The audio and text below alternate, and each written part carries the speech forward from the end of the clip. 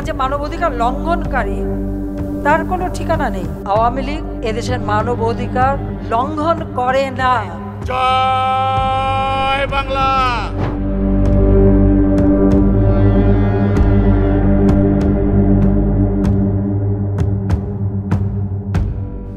অন্তর্বর্তী সরকারের গুম কমিশনের প্রতিবেদনে বিগত আওয়ামী লীগ সরকারের শাসনামলে ঘটে যাওয়া গুমের লোমহর্ষক বিবরণ উঠে এসেছে।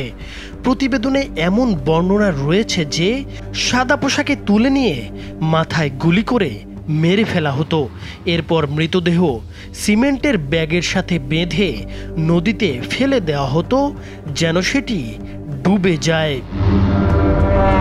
এছাড়া হত্যার পর রেল লাইনে লাশ ফেলে রাখা হতো যাতে ট্রেনের চাপায় লাশটি ছিন্ন বিচ্ছিন্ন হয়ে যায়।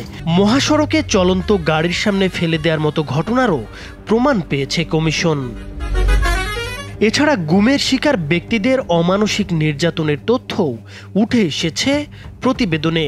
ঠোঁট সেলাই করে দেওয়া, যৌনাঙ্গ এবং কানে বৈদ্যুতিক শক দেওয়া, নদীতে ঝাঁপ দিয়ে পালানোর চেষ্টা করলে তাকে উদ্ধার করে সেখানেই হত্যা করার মতো ঘটনাও ঘটেছে। প্রতিবেদনের আরও একটি চাঞ্চল্যকর তথ্য হচ্ছে বাংলাদেশে এসব গুমের ঘটনায় ভারতীয়রাও জড়িত ছিল। অন্তর্বর্তী সরকারের প্রধান উপদেষ্টা ডক্টর মোহাম্মদ ইউনুস বলেছেন, গুম কমিশনের প্রতিবেদন লোমহর্ষক। মানুষ কি পরিমাণ নৃশংস হতে পারে এতে আছে তার বিবরণ। এটা একটা লোমহর্ষক প্রতিবেদন। মানুষের প্রতি কি পরিমাণ নৃশংস হতে পারে এতে আছে তার বিবরণ।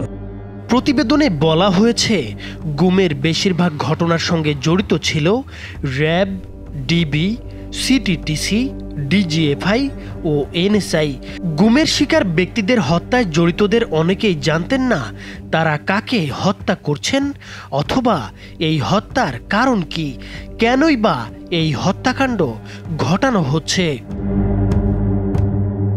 গুমের আরেকটি বৈশিষ্ট্য হলো সাদা পোশাকে তুলে নেওয়ার সময় গোপনীয়তা বজায় রাখতে এক সংস্থা আরেক সংস্থার নাম ব্যবহার করত।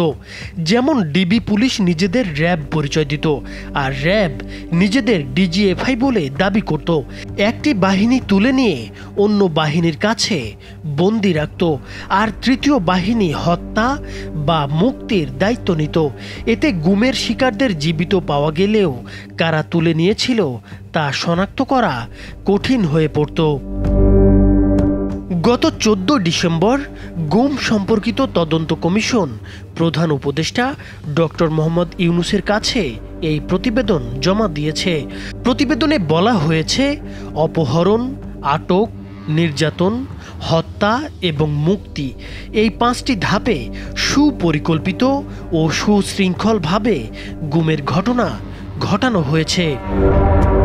কমিশনের তথ্য অনুযায়ী 2009 থেকে 2024 সালের মধ্যে গত 15 বছরে 1676টি জোরপূর্বক গুমের অভিযোগ নথিভুক্ত হয়েছে। এর মধ্যে 758টি অভিযোগ পর্যালোচনার মাধ্যমে এসব তথ্য পেয়েছে কমিশন। প্রতিবেদনে বলা হয়েছে গুমের ক্ষেত্রে 2টি পদ্ধতি অনুসরণ করা হতো। প্রথমে টার্গেটকে আটক করে নির্যাতনের মাধ্যমে অন্যদের নাম আদায় করা হতো এবং পরে তাদেরও ধরে এনে একইভাবে নির্যাতন করে গুম করা হতো। রাজনৈতিক প্রভাবশালী নেতাদের সরাসরি নির্দেশেও গুমের ঘটনা ঘটত। উদাহরণ হিসেবে নারায়ণগঞ্জের 7 খুন মামলায় তৎকালীন র্যাব কর্মকর্তা তারেক সাইদ মোহাম্মদের স্বীকারোক্তির কথা উল্লেখ করা হয়েছে। প্রতিবেদনে উঠে এসেছে ভিকটিমদের অবস্থান চিহ্নিত করতে মোবাইল প্রযুক্তি ব্যবহার করা হতো আর এই নজরদারির দায়িত্বে ছিল ডিজিএফআইয়ের তত্ত্বাবধানে পরিচালিত ন্যাশনাল মনিটরিং সেন্টার বা এনএমসি এবং পরবর্তীতে ন্যাশনাল টেলিকমিউনিকেশন মনিটরিং সেন্টার বা এনটিএমসি। টার্গেট করা ব্যক্তিকে অপহরণকারীরা নিজেদের আইন শৃঙ্খলা বাহিনীর সদস্য পরিচয়ে সাদা পোশাকে তুলে নিত। অপহরণগুলো সাধারণত রাতে ঘটত। ভিকটিমকে বাড়ি বা রাস্তা থেকে জোরপূর্বক গাড়িতে তুলে নেওয়া হতো। দ্রুত গতিতে ঘটানো এসব অপহরণের সময় ভিকটিমদের চোখ বাঁধা বা হাত কড়া পরানো হতো। পুরো ঘটনাটি এত দ্রুত ঘটত যে আশেপাশের মানুষ কিছু বুঝে ওঠার আগেই অপহরণ সম্পন্ন হয়ে যেত। কমিশন ভুক্তভোগীদের সাক্ষাৎকারের ভিত্তিতে দেশের বিভিন্ন স্থানে মোট ৮টি গোপন কারাগারের সন্ধান পেয়েছে, যেগুলো ডিজিএফআই, র্যাব এবং সিটিটিসি পরিচালনা করত। ঢাকা ও চট্টগ্রামের র্যাব ইউনিট, ডিবি সদর দপ্তর সহ কয়েকটি আইনশৃঙ্খলা বাহিনীর কার্যালয় পরিদর্শনের পর কমিশন জানিয়েছে এসব আটক কেন্দ্রের মধ্যে কাঠামোগত মিল রয়েছে। কমিশনের ধারণা, গুম ও নির্যাতনের কর্মকাণ্ড একটি কেন্দ্রীয় পরিকল্পনা ও তদারকির আওতায় পরিচালিত হতো। প্রতিবেদনে উঠে এসেছে অনেক গোপন কারাগার এখনও অক্ষত থাকলেও কিছু ধ্বংস করে ফেলা হয়েছে।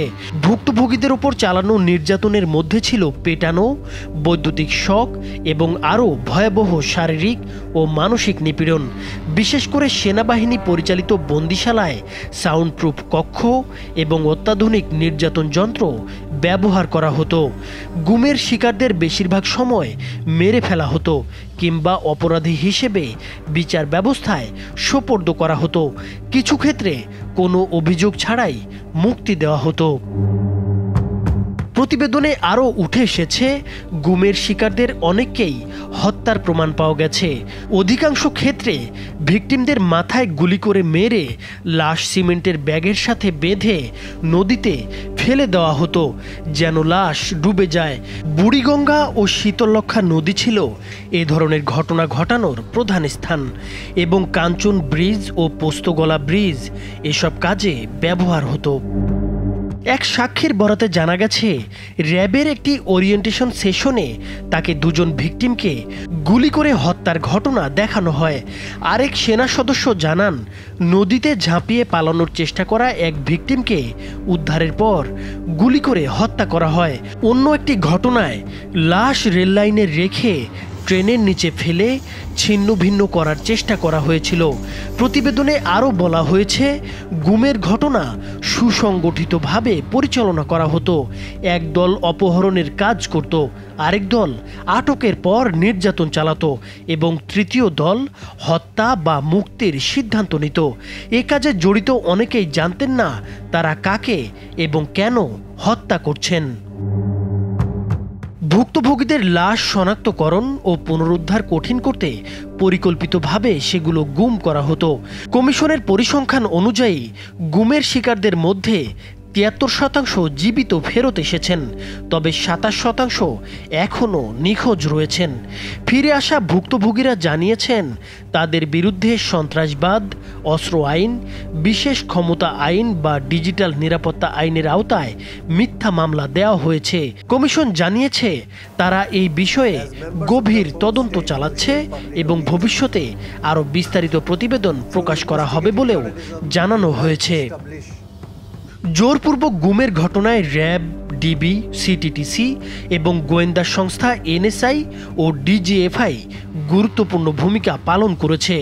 নিম্নপদস্থ কর্মীরা প্রায়ই জানতেন না কাকে বা কেন আটক করা হচ্ছে, তবে উচ্চপদস্থ কর্মকর্তারা সরাসরি এসব অপারেশনের তত্ত্বাবধানে ছিলেন। কমিশনের তথ্য অনুযায়ী গুমের ঘটনাগুলোকে আন্তর্জাতিক চক্রান্তের অংশ বলে উল্লেখ করা হয়েছে। বিশেষ করে ভারতের সম্পৃক্ততার কথা উঠে এসেছে প্রতিবেদনে। সুখরঞ্জন বালি এবং বিএনপি নেতা সালাউদ্দিন আহমেদের গুমের পর ভারতে স্থানান্তরিত হওয়ার ঘটনা উল্লেখযোগ্য। আওয়ামী লীগ আমলে মুক্তিযুদ্ধে মানবতা বিরোধী অপরাধের মামলায় ফাঁসি হওয়া বিএনপি নেতা সালাউদ্দিন কাদের চৌধুরীর ছেলে হুম্মাম কাদের চৌধুরী জানিয়েছেন, বন্দি অবস্থায় তিনি হিন্দি ভাষাভাষী লোকদের কথা শুনেছেন এবং মুক্তির সময় তাকে রাজনীতি থেকে বিরত থাকার শর্ত দেওয়া হয়েছিল। সালাউদ্দিন আহমেদ জানিয়েছেন তাকে এমন স্থানে রাখা হয়েছিল যেখানে টিএফআই লেখা কম বলছিল। কমিশনের দাবি, ভারত ও বাংলাদেশের নিরাপত্তা বাহিনীর মধ্যে বন্দি বিনিময়ের প্রমাণও পাওয়া গেছে। প্রতিবেদনে র্যাবের বিরুদ্ধে মানবাধিকার লঙ্ঘনের অভিযোগ এনে বাহিনীটি বিলুপ্তির সুপারিশ করা হয়েছে। এছাড়া আওয়ামী লীগের শাসনামলে গুমের নির্দেশদাতা হিসেবে সাবেক প্রধানমন্ত্রী শেখ হাসিনার সম্পৃক্ততার প্রমাণের কথাও উল্লেখ করা হয়েছে। এই কমিশনের প্রধান মইনুল ইসলাম চৌধুরী জানিয়েছেন, পরবর্তী অন্তর্বর্তী প্রতিবেদন আগামী মার্চে প্রকাশ করা হবে এবং চূড়ান্ত প্রতিবেদন দিতে আরও 1 বছর সময় লাগবে। উল্লেখ্য, বাংলাদেশ আন্তর্জাতিক জোরপূর্বক গুম প্রতিরোধ কনভেনশনে সই করেছে, যা এসব অপরাধে জড়িতদের বিচারের আওতায় আনতে বাধ্যবাধকতা আরোপ করে। নাইমুর হোসেন, মাছরাঙ্গা টেলিভিশন।